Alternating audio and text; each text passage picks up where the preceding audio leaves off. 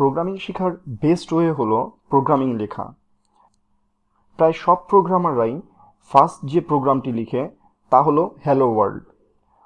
তো আমরা এখন হ্যালো ওয়ার্ল্ড প্রিন্ট করার জন্য C++ একটি প্রোগ্রাম লিখব।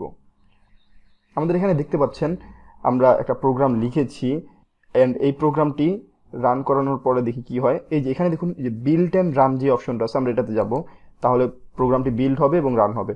রান হওয়ার পরে দেখুন এখানে আমার আউটপুট দেখাচ্ছে হ্যালো ওয়ার্ল্ড। তো এই হ্যালো ওয়ার্ল্ডের জন্য আমরা যে প্রোগ্রামটি লিখেছি, তো এটা আপনারা দেখে দেখে এই প্রোগ্রামটি লিখে ফেলতে পারেন। এখন আমি ডিসক্রাইব করব যে এই প্রোগ্রামের প্রত্যেকটি লাইন আসলে কি মিন করছে।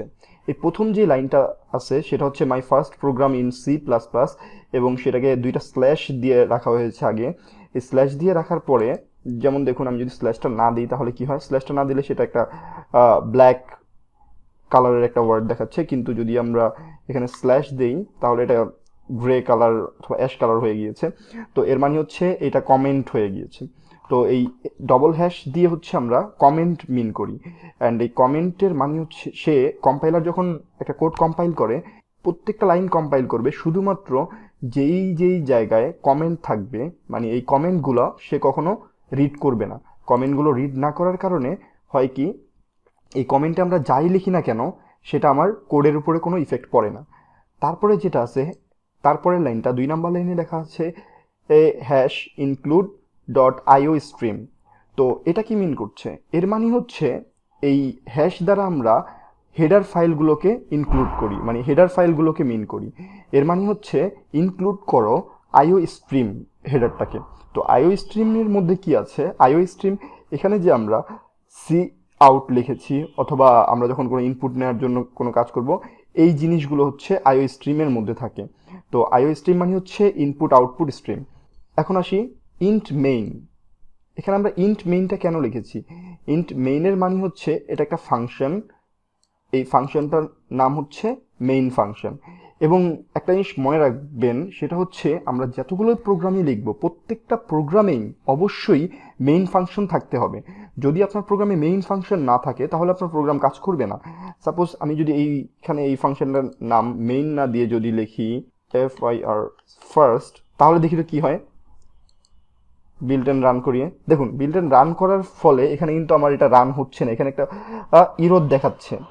ঠিক আছে, ইরর দেখাচ্ছে, কারণ হচ্ছে সেখানে তারা মেইন ফাংশনটাকে খুঁজে পাচ্ছে না। তার মানে কি, আমার প্রত্যেকটা কোডেই অবশ্যই একটা মেইন ফাংশন থাকতে হবে।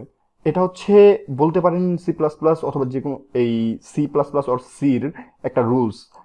ওকে, তারপরের লাইনে চলে আসি। তারপরের লাইনে দেয়া আছে std cout। ওকে, এই stdটা কি মিন করছে, stdটার মধ্যে এই cout যে ফাংশন, cout এক ধরনের ফাংশন, এই ফাংশনটার কাজ হচ্ছে আমাকে, আমরা cout-এর পরে যেটা লিখবো সেটাকে আমাকে আউটপুট দেখায়। তো এই আউটপুট দেখানোর জন্য আমরা cout-টা ব্যবহার করি এবং এই cout ফাংশনটা এই std-র মধ্যে অ্যাসাইন করে দেওয়া আছে। তো এটা হচ্ছে আমার cout-এর এই 6 নাম্বার লাইনে যেটা, সেই 6 নাম্বার লাইনের কাজ। এবং দেখুন আমরা ইন্ট লাইনের পরে আমরা একটা ওপেনিং ব্র্যাকেট দিয়েছি এবং 9 নাম্বার লাইনে আমরা একটা ক্লোজিং ব্র্যাকেট দিয়েছি। এই এখন ওপেনিং এবং ক্লোজিং ব্র্যাকেটের মাঝখানে যা আমরা লিখব, তো যেই স্টেটমেন্টগুলো লিখব তা সবই হচ্ছে এই মেইন ফাংশনের আন্ডারে থাকবে। এখানে দেখুন আমরা হ্যালো ওয়ার্ল্ডের জন্য একটা লিখেছি, তো দেখি এখন আবারও এটাকে রান করাই। এখানে হ্যালো ওয়ার্ল্ড দেখাচ্ছে, তো এটাকে ক্লোজ করি। তারপরে এই যে এখানে আমার আরেকটা কোড লেখা ছিল, দেখুন এর আগে আমার এটা যখন কমেন্ট করা ছিল তখন কিন্তু আমার এখানে শুধুমাত্র হ্যালো ওয়ার্ল্ডটাই রান করেছে। এখন দেখি তো, এটাকে আমি কমেন্ট থেকে উঠিয়ে দিলাম। কমেন্ট থেকে যদি উঠিয়ে দেই তাহলে সে কি করে, তাহলে দেখুন hello world I love Bangladesh. এখন এই হ্যালো ওয়ার্ল্ড আর আই লাভ বাংলাদেশ পাশাপাশি চলে এসেছে। এখন যদি আমি চাই যে হ্যালো ওয়ার্ল্ড আর আই লাভ বাংলাদেশ দুই লাইন আসবে, তার জন্য আমি করব /n দিয়ে দিব। এই /n দেওয়ার মানে হচ্ছে এই /n এটা হচ্ছে একটা নিউ লাইন ক্রিয়েট করবে। তো দেখি তো নিউ লাইনটা আসলে কিভাবে ক্রিয়েট করছে। এই যে দেখুন হ্যালো ওয়ার্ল্ড লেখা এসেছে, তারপরে তার নিচের লাইনেই, তার মানে সে ইমিডিয়েট তার নিচের লাইনে চলে এসেছে, নিচের লাইনে এসে আই লাভ বাংলাদেশ প্রিন্ট করেছে। তার মানে কি, দুই লাইনে দুইটা প্রিন্ট করেছে। তো এটা হচ্ছে নিউ লাইনের কাজ। তারপরে এখানে আবার আরেকটা নিউ লাইন দিলাম।